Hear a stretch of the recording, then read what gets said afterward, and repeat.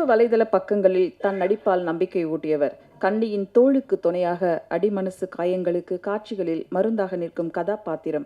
காதல் மலரும் உரையாடல்கள், கோபமும் சோகமும் ஒவ்வொரு பயணத்திலும் விரல் பிடித்து அழைத்துச் செல்லும் கதாபாத்திரத்தில் அருமையான நடிப்பை வழங்கிய ராம் நிஷாந்த் அவர்களை பேச அழைக்கிறோம். எல்லாருக்கும் வணக்கம்.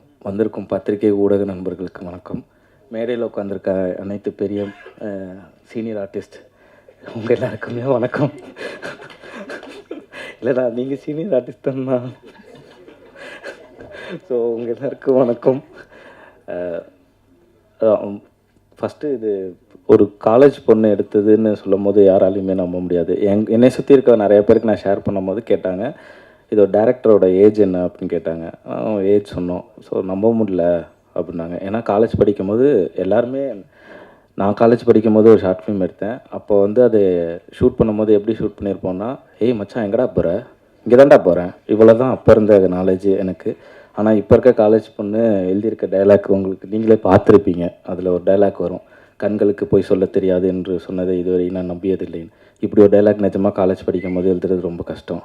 ஸோ அதுக்கு பாராட்டுறேன். ஸோ அப்புறம் ப்ரொடியூசர் அனன்யா, நிஜமாக உங்கள் அப்பா உங்களை நம்பி பெரிய அமௌண்ட் தராங்க, எங்கள் வீட்டில் தந்ததில்லை. அதுக்கு பெரிய பாராட்டு சார்.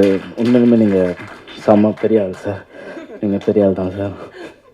சத்தியமாக எங்கள் அப்பா நம்பினதில்லை சார்.